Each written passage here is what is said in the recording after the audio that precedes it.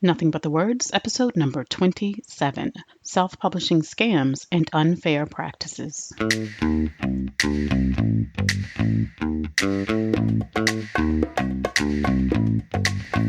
Welcome to Nothing But the Words, the podcast that gives you everything you need to know to write a phenomenal book.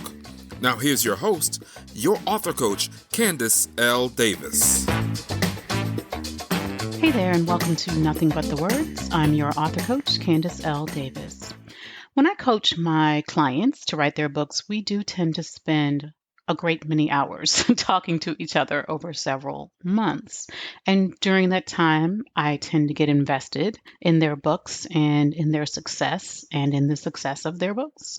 So when one of my coaching clients called me last week to chat about what for him was a really bad experience with a publishing services company, I was pretty concerned. Typically, I refer my clients to a publishing service provider that I trust. But this client already had connected with a provider before he and I started working together. And the bottom line was that he didn't get the services he wanted. He had signed a contract that included some elements he didn't understand at the time. This is his first book. It's his first time publishing anything. And he wasn't clear about what all the points in the agreement meant or why some of them were not in his best interest.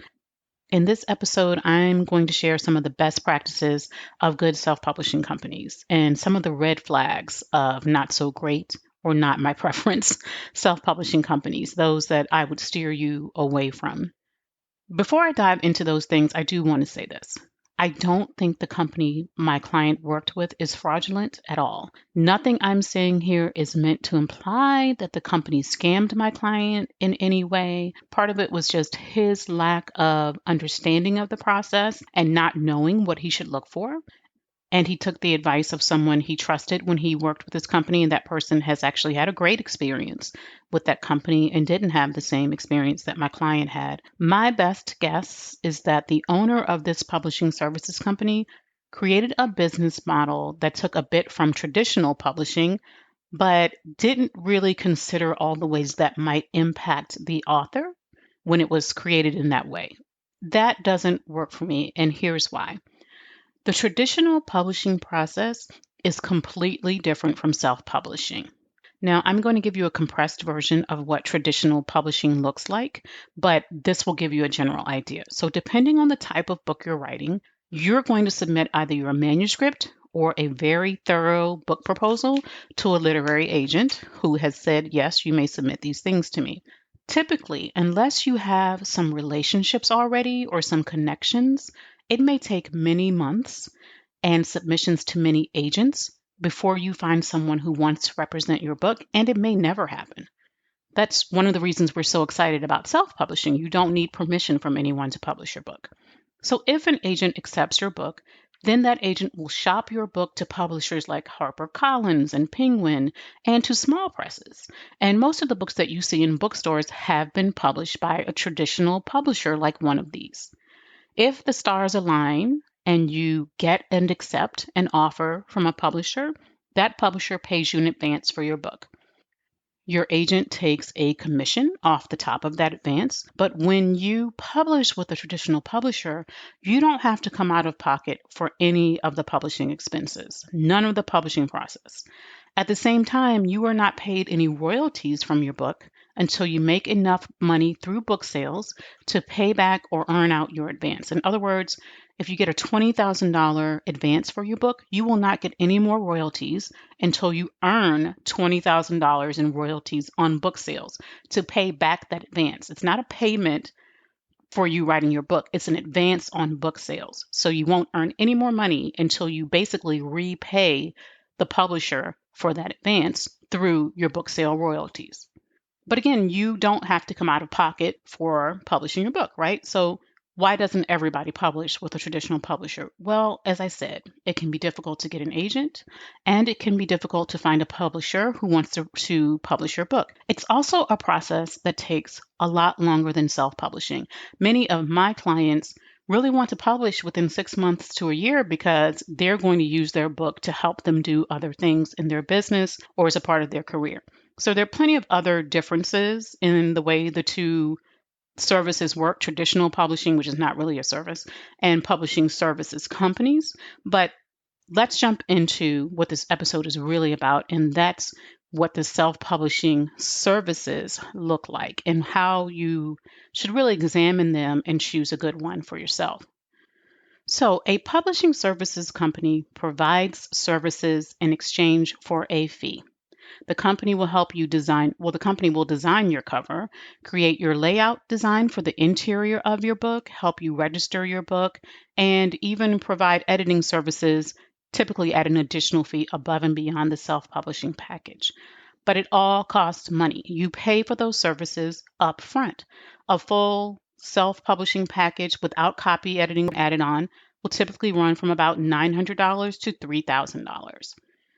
And the difference in price can depend on how customized you want those services to be. I've seen services go all the way up to $10,000, but they were very customized and they added a lot of marketing and public relations services on the back end, and they did it in a reputable way. They were really, really good at it. And so for some people, it was worth the money.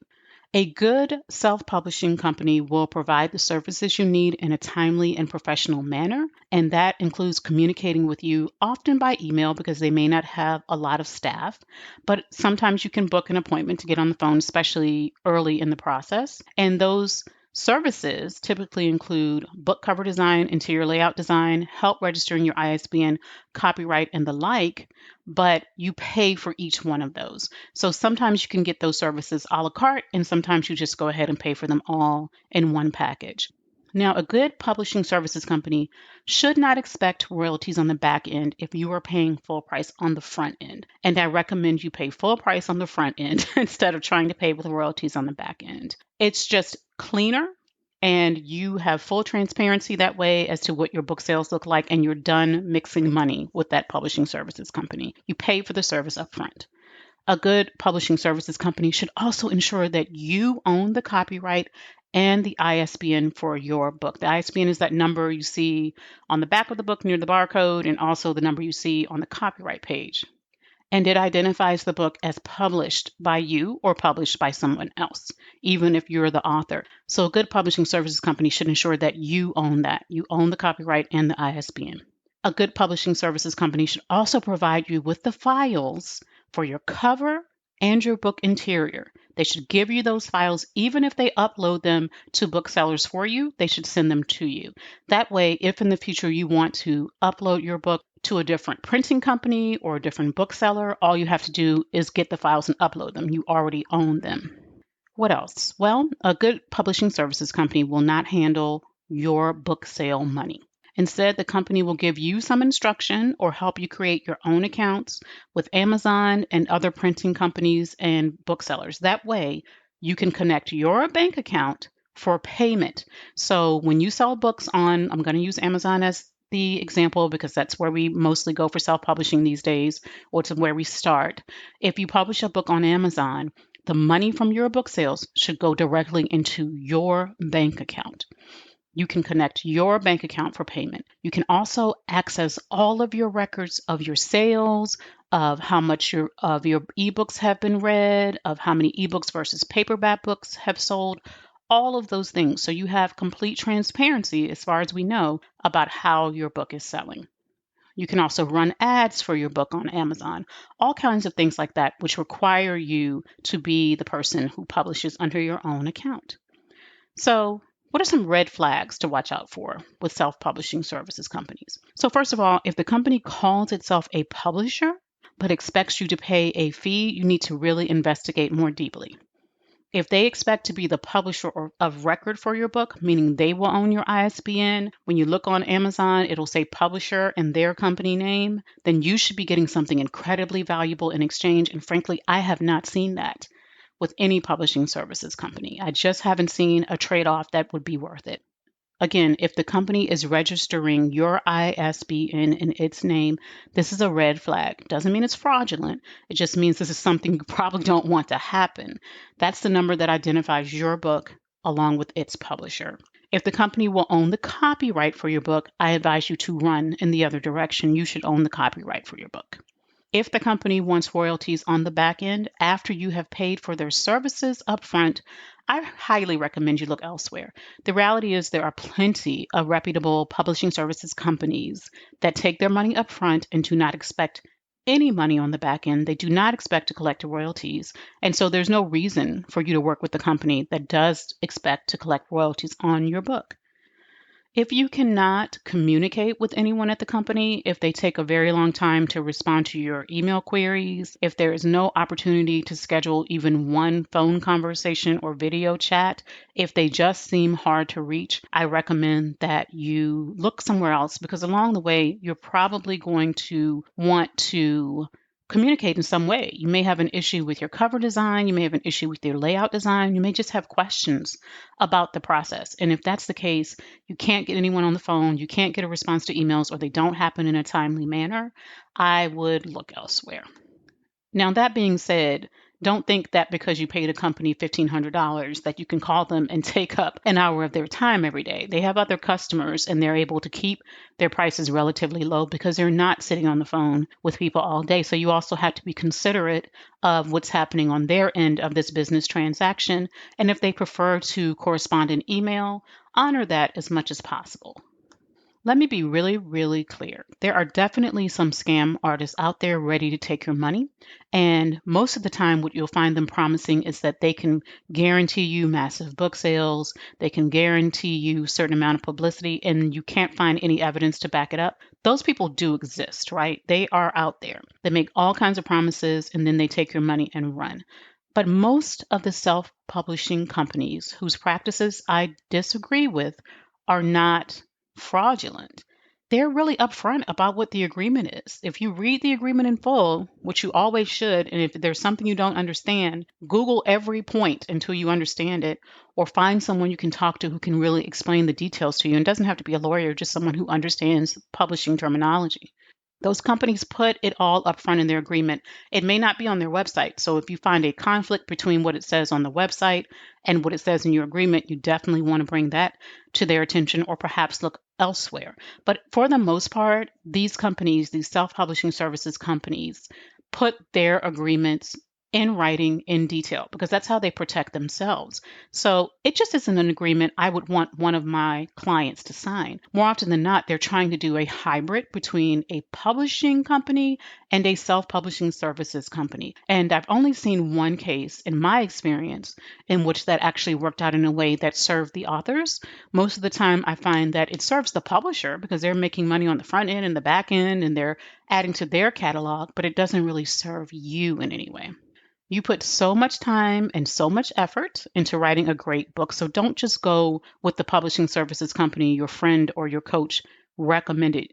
That's nice that it worked well for them, but you have to do your own due diligence. Like you can't be mad if you signed the agreement and it was spelled out clearly and then you don't like it on the back end. Protect your ownership of your work, of your intellectual property, protect your money so that when books sell, you're the one who makes that money and you get every bit of it. Now, Amazon takes royalties, printing companies need to be paid. You don't need to be paying a publishing services company on top of the other money that's coming out of your book sales. So just take the time to do some investigation. And yes, you definitely want to get referrals from friends and other authors, but it's still up to you to identify whether or not that's really the best company for you.